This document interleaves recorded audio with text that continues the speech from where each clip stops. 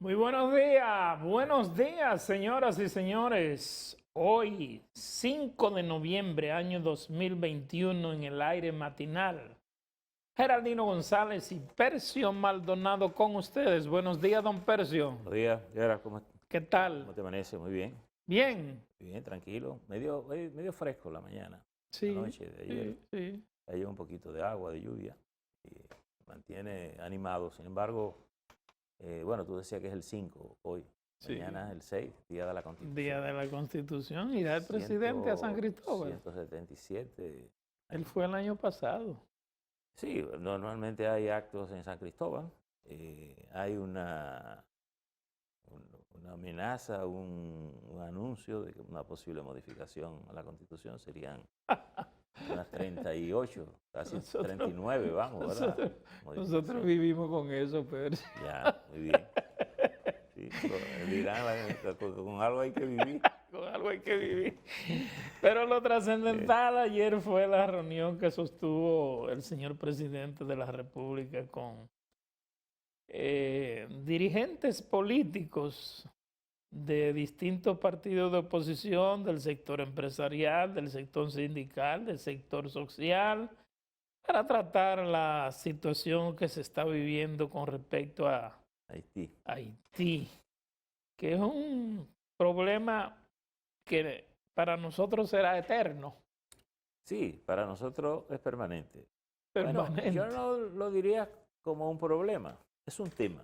Es un tema permanente. Porque a Es ese, un tema con sus altas y exacto, sus ese tema bajas. implica oportunidades, implica dificultades. Ahora hay muchas dificultades por la situación que Haití ha estado viviendo, pero creo que el propio presidente ha sido reiterativo en señalar también que Haití es nuestro principal socio comercial, así en la vecindad, ¿verdad? Pero además, Aparte de los Percio, grandes mercados como Estados además, Unidos, Unión Percio, yo creo Europea. que tampoco podemos crear una situación de estrés con el caso haitiano, porque, por ejemplo, el Consejo Nacional de Migración tomó algunas medidas, o el gobierno dominicano tomó algunas medidas que yo no sé hasta qué punto podrían ser factibles o correctas o dentro el ámbito que vivimos en el siglo XXI. Por ejemplo, esa medida que tiene que ver con los estudiantes o la medida de atender solamente los casos de emergencia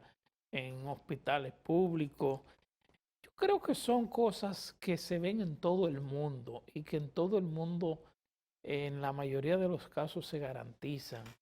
Hay que tener mucho cuidado con eso porque hay muchos organismos internacionales que tienen que ver con derechos humanos y organismos internacionales, incluso cláusulas de las propias Naciones Unidas, de la Organización Internacional para las Migraciones y todo ese tipo de entidades. Pero además hay otra cosa, o sea, nosotros no podemos permitir bajo ninguna circunstancia que a territorio dominicano, como lo dicen nuestras leyes, penetre nadie que no tenga su documentación. Y todo el que entre a este país que no tenga documentación, naturalmente que debe ser repatriado. Ahora bien, hay otro asunto cuando nuestro vecino, y eso se usa popularmente incluso dentro de las familias dominicanas, cuando nuestro vecino está en situaciones de crisis, de deficiencia, de problemas, a quien se acude al vecino más cercano para que nos ayude. Natural. Entonces, la solidaridad también es un aspecto que uno no puede abandonar en ningún momento, pese a las situaciones que se presenten. Sí, pero yo creo que ese es un tema que está claramente establecido, aunque tal vez mal explicado, porque justamente, y ayer comentábamos un poco de eso, cómo el presidente debió explicar el tema de los estudiantes, el día que dio un poco el manotazo en la mesa.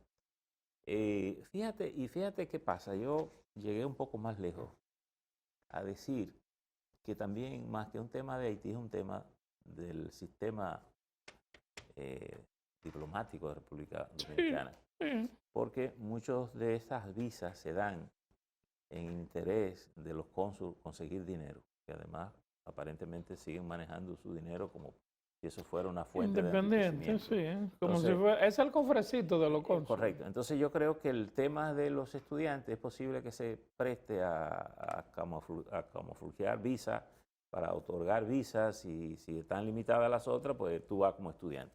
Y esto como estudiante tiene todo un procedimiento. Justamente el presidente decía que los estudiantes que están aquí no tienen problema. Él lo que ha dicho es, la renovación no es automática. Es decir, si yo te doy una visa como estudiante y tú estás aquí y se te vence, lo lógico es que tú me la solicites de nuevo. Lógico. Y yo verifique con tu universidad que tú tienes un rendimiento académico que te justifica estar aquí. Pero si tú, apoderándote de ese concepto, de esas facilidades que hemos dado, un cónsul alegre coge y te dice visado, pues sabes que todo se monta un negocio alrededor de todo No, eso. y además por cada visa que te dé el consulado, claro, el cónsul sabe que le toca una yo creo que partida. esas son medidas naturales de todos los estados del mundo. Mira, por ejemplo, ahora tú pides una visa a la Unión Europea y te la están dando para muy cuidadosamente ciertas restricciones. No te la están dando abierta una visa múltiple de 4 años, te dan 2 años, te dan un año. Sí, normalmente. ¿Por qué?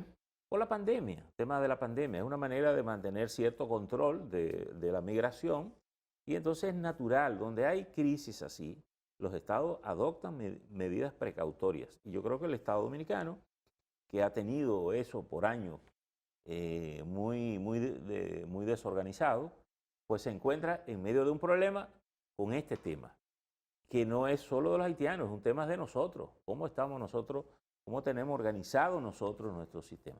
Entonces yo justamente decía ayer que es una cosa inexplicable que todavía tú mandes a un cónsul a hacerse rico en un sitio, él hacer negocio en nombre del país, y a facilitar cosas en nombre del país, y que para ganar dinero, porque cada vez que le ve una visa, él ve beneficio, él dice, ese es mi dinero. Cada vez que me emite una carta consular. Y él dice, ¿cómo que dice? Cada vez que el emite amor y el interés fueron al campo una un día, certificación de embarque, todo. Y más pudo el interés que el amor que le tenía. Entonces el cónsul termina amando más su dinerito que le entra por la visa que el interés y la seguridad del país. Sí, claro. Entonces, yo creo que el gobierno ha hecho bien en establecer un control de eso, un saneamiento.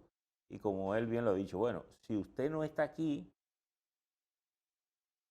a lo mejor mediante dure la crisis, tenemos cierto control. Si usted no está aquí y durante la crisis usted pide la visa, bueno, la revisaremos con pinzas para verificar y posiblemente exigir algún documento adicional, algunas certificaciones adicionales para verificar ciertamente que usted es un estudiante. Porque todo el que viene a estudiar, primero, se acredita en una universidad, ¿verdad? Bueno, segundo, verificar si esa universidad se presta, oye. Yo te voy a decir algo, pero te voy a recordar algo. Sí. Los 19 terroristas que atentaron contra la Torre Gemela eran estudiantes. Claro, entraron a Estados Unidos. Entraron a Estados Unidos como estudiantes. Y ciertamente fueron a estudiar, pilotear. Y fueron a estudiar, exacto. Pero para reventarle la torre y el Pentágono. Entonces, los estados tienen que tener sistemas de seguridad. Y todo sistema de seguridad es efectivo cuando es preventivo. Cuando tú andas detrás de los ladrones y detrás de los corruptos, eso quiere decir que tú no tienes un sistema seguro de control ni de tu economía, ni de tu seguridad física, ni de todo. Entonces, y obviamente, en un sistema de seguridad, tú no puedes tal vez prever todo, porque hay cosas que el que te quiera atentar siempre te la está inventando. Aquello, como dicen, el delincuente siempre anda por delante de la ley. Ahora, nosotros tenemos realmente un problema, yo diría que quizás, bueno, es el mismo problema que tiene Estados Unidos. Lo que pasa es que nosotros tenemos una frontera con 369 kilómetros donde tú no puedes bajo ninguna circunstancia poner un soldado a cada 20 metros para tú cubrir 369 kilómetros. Porque es de la única manera que tú controlarías esa frontera porosa. No, pero ya hoy hay demasiados recursos tecnológicos como para tú... Hay muchos recursos tecnológicos, pero Percio, si tú recorres la frontera de sur a norte o de norte a sur, como sea, de cualquiera de las dos formas que tú la recorras, tú te das cuenta de que realmente hay zonas donde prácticamente es una convivencia lo que existe. Bueno, pero eso es natural en todas las fronteras humanas. Por ejemplo, donde quiera, y vuelvo y recurro a tu símil del vecino. Si tú eres haitiano y tú vives de aquel lado, yo soy dominicano y vivo aquí, y nos levantamos todos los días, y el primero que yo veo, ¿qué es lo que te voy a decir? Vecino, ¿qué tal? ¿Cómo amaneció? Claro. Vecino, supe que su hijo tuvo problemas. Sí, vecino, hombre, ayer vi, que sé cuántos muchachos se fueron, le dieron una pedra. ¿Cómo sigue su hijo, vecino? Y tú me dices, supe que su mujer lo llevaron al hospital. Sí, parimos al muchacho, parimos. Porque ese es mi amigo, esos son mis vecinos. Y posiblemente él pasa y jugamos dominos, jugamos hasta pelota, jugamos lo que sea. Porque tu socia, ¿y a quién le compro? El que me está cerca, ¿a quién me compra? El que está cerca, porque a lo mejor mi yuca, de lo que yo vivo, produzco, ellos me lo compran, ellos se lo venden. Entonces, esa es una cotidianidad natural propia de los seres humanos de acercarse, no importa dónde tú vives, porque tú te acercas del que vive cerca de tu casa y tú no sabes quién es Claro. esa gente, fulano. Vecino, ¿cómo estamos? Vecino. Y si hay personas que se van haciendo químicos, cuando tú vienes a ver el vecino, está en casa compartiendo una buena conversación o una buena comida. Y un día tú haces una cosa especial y dices, llévalo al vecino, o llévalo esos mangos al vecino de la mata. Algo tú haces. Pero eso es natural y lo lógico es que eso ocurra, porque si no, tú supones que si porque tú vives de aquel lado, de un país diferente, y yo de este lado, nos vamos a entrar a pedrar cada vez que nos vemos la cara, tú dices, bueno, ahí hay una tensión en esa frontera. En las zonas de convivencia social, donde no hay presiones migratorias, lo que se da es una labor de colaboración y de amistad en la frontera, que es lo que se da entre los haitianos y los dominicanos. Mira, Incluso a nivel de las autoridades municipales de ambos países, hay colaboración y se visitan, uno va para el otro lado y se ayudan. Mira, te voy a decir algo. Hay una información que está circulando actualmente. Ayer causó alarma el que 5 helicópteros norteamericanos se abastecieran supuestamente de combustible en Puerto Plata. Yo digo, bueno, pero ellos tienen a Puerto Rico ahí, que eso es lo más raro del mundo. Pero ok, pero hay una versión que está circulando en el sentido de que Bueno, acuérdate que si están en Haití esos helicópteros, en Haití hay problemas de combustible. Entonces lo lógico es que sí. busquen cercanía No, pero a donde su curso. la información que te quiero dar y que quiero dar es con respecto al tema este que ha preocupado bastante a Estados Unidos, a pesar de que tiene agentes del FBI en aquella nación, existe la versión de que el propio gobierno haitiano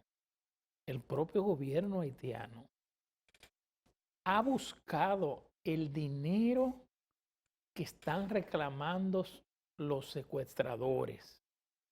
O sea, el gobierno haitiano estaría o habría buscado los 17 millones de dólares que están exigiendo los secuestradores para pagarlo ellos, o sea, para pagarlo el gobierno haitiano frente a la presión que han estado recibiendo del gobierno norteamericano. Y supuestamente las negociaciones están a un nivel de que por eso es que el gobierno haitiano le garantiza, en las últimas declaraciones que han dado el gobierno haitiano, que ha dicho que tiene muestra de que están vivos, los secuestrados, es que precisamente parece ser que han llevado a cabo las negociaciones. Y ayer precisamente un periodista haitiano fue arrestado porque habría revelado parte del tipo de negociaciones que se están haciendo entre el gobierno haitiano y la banda que tiene a los secuestrados.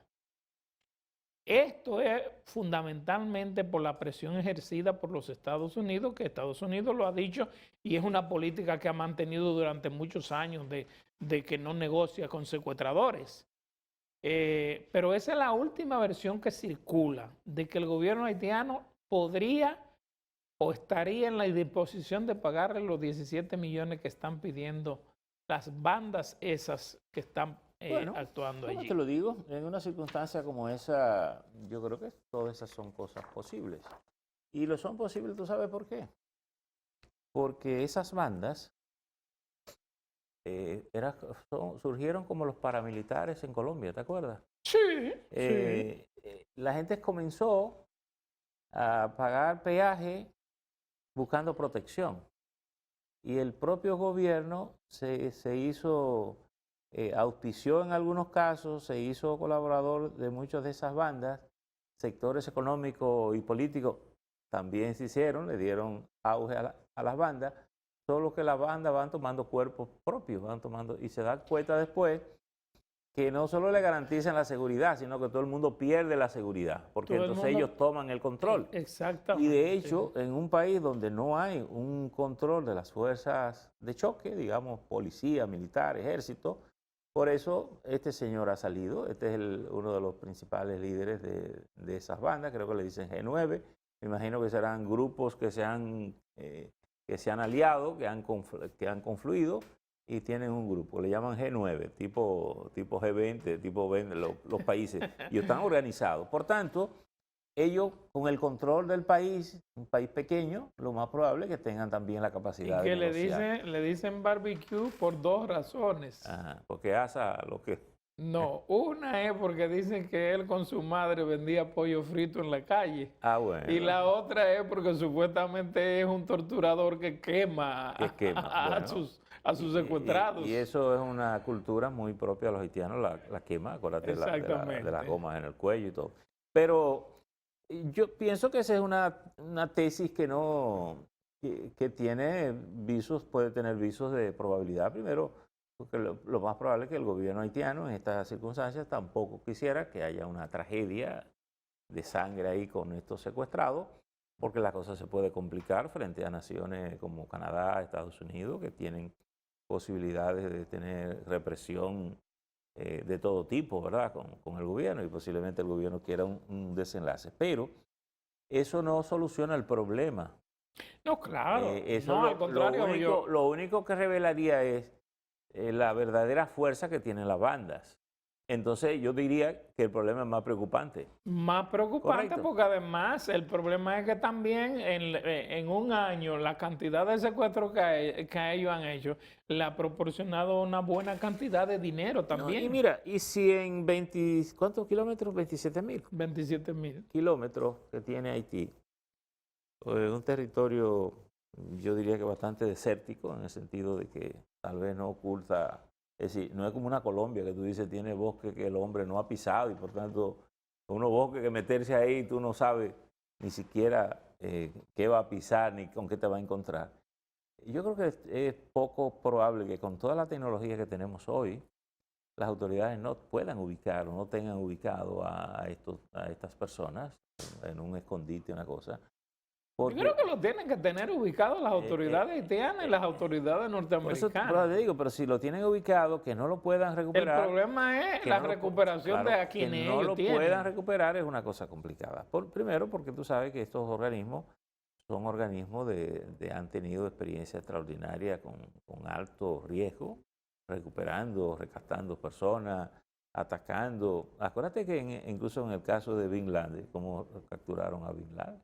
A Bin Laden incluso lo midieron, la figura la midieron en una imagen de televisión para ver si era del mismo tamaño del hombre que andaba caminando en el patio. Le dijeron, ese es el hombre, mide lo mismo, mide el asunto. Y ahí vino el ataque. Es decir, que yo me imagino que estas autoridades, sobre todo las estadounidenses, con todos los recursos tecnológicos que tienen, lo deben tener ubicado. Ubicado, claro. Y saber dónde están. Y tal vez lo que se está evaluando es el riesgo. El riesgo de pérdidas humanitarias dentro de un proceso de esa naturaleza. Pero yo me imagino que ahí hay muchísimas fórmulas de ir atacando esas bandas y tomando el control. Pero bueno, vamos a ver. Yo creo que me parece correcto que el gobierno, el presidente haya tenido esta iniciativa de reunir a los sectores, porque este es un tema que hay que actuar como nación. Es un tema nacional y que aquí, a todo compete. Aquí es donde el liderazgo del país tiene que mostrar su madurez, su inteligencia, su colaboración, dejar a veces de hablar tanta cháchara como vivimos hablando y dedicarnos a los temas serios del país, los temas que el país tiene. Creo que es una oportunidad, y lo decía ayer, lo vuelvo a reiterar ayer, es una magnífica oportunidad para nosotros revisar a nivel de nuestra estructura diplomática cómo están todavía esperando algunos bolsones de enriquecimiento, porque eso es parte de la corrupción y de la vergüenza con que hemos manejado el Estado históricamente, para corregir mucho de eso. Eso se debe acabar. Un cónsul tiene que responder a los intereses del Estado nacional, no al interés de su bolsillo, no al interés de andar manipulando, vendiendo cosas ahí para conseguir un dinerito. Entonces, yo creo que tenemos que terminar definitivamente con eso. El problema es lamentablemente que aquí los gobiernos lo han visto como premio a sus colaboradores durante campañas electorales. Un Estado no es un botín. No es un botín. No es un botín. Pero lamentablemente... Y nadie vale tanto. Recuerda, y es muy popular la frase entre políticos, especialmente en políticos que llegan al poder, el tú escuchar a un dirigente decir, yo lo que quiero es el consulado de tal parte. Claro. O el viceconsulado de tal parte. Sí, como ¿tú no te acuerdas de uno que le pidió para que un puesto en la aduana? ¿No te acuerdas de una inauguración por ahí? Sí. Que para que le dijo, ¿por qué usted no me pide una biblioteca?